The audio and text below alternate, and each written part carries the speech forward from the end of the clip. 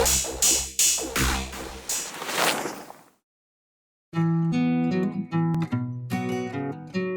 my name is John Riley. I'm the Director of Mountain Bike Product Development at Trek Bicycle. Trek Bicycle was founded in 1976 in Waterloo, Wisconsin, and I've worked for Trek for 27 years. And I've worked both in sales and in product development during that time, and currently now full-time with the mountain bike position.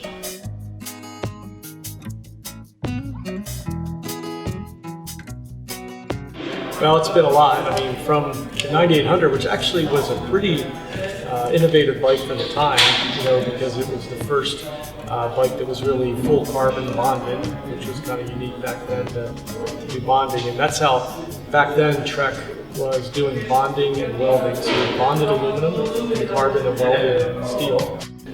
Technology has changed significantly. I mean, it seems like anything you see from those days to now, the way that the forks and the derailleurs and everything look is so different than today. And I think the biggest things that have happened is, first off, things have gotten more specific, meaning like full suspension bikes and even hardtails now have very specific usage, where before there was just a hardtail and there was just a full suspension bike. Our full suspension bike, the original full suspension bike we had was just one bike. Even when we made more bikes, it was just the same bike with maybe a longer fork on it. But now bikes have gotten very specific for the usage, and even hardtails now are getting more specific. Drivetrains are getting incredibly efficient, where now we're seeing things where you can use one ring in the front, where before 3 was minimum. And then also suspension has gone, I think suspension is the biggest evolution to improve the sport, along with the geometries and everything else, because suspension has allowed riders, I think, to be way more confident riding mountain bikes than back then. Because back then the geometries and the suspension was so short and so abrupt that it was hard to go fast without not having with confidence. And now it seems like any of the bikes, whether it's a trail bike or a race bike or an enduro bike, the confidence is so high. You can do things I see riders doing now are amazing. Things that maybe you and I would never have considered doing back then, we're doing now, even ourselves, pretty normal.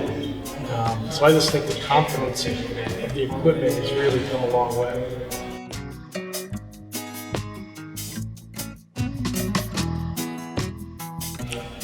Well, I mean, there's a lot of different things, right? There's the frame design as one, and there's suspension, and then there's components, right? All three of those play into those categories with a lot of newness that's happening. So taking components first in drivetrain, obviously 1x and the new Eagle componentry is really exciting because there's, I think, a better option now for people looking to go to a single front ring on a bike. So you'll see more of that on those bikes, because we think we're to a point where even the customers that were concerned about living in an alpine market and not having enough gearing are going to start accepting that. So that's really the biggest component feature change.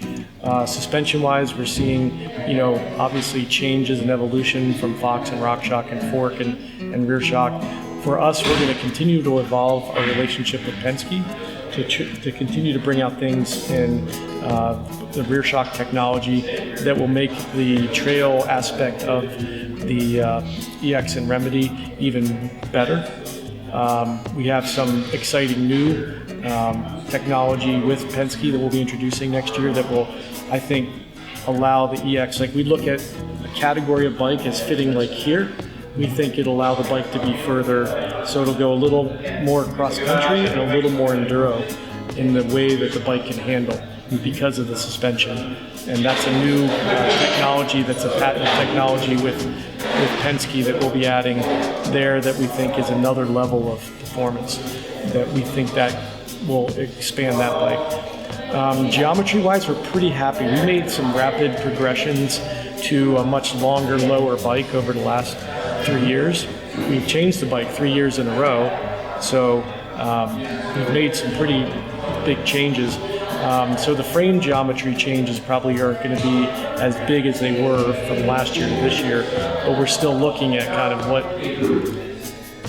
what makes the most difference to the customer in that level if something that we don't have that we need to evolve. But right now, we're not going to be changing that significantly.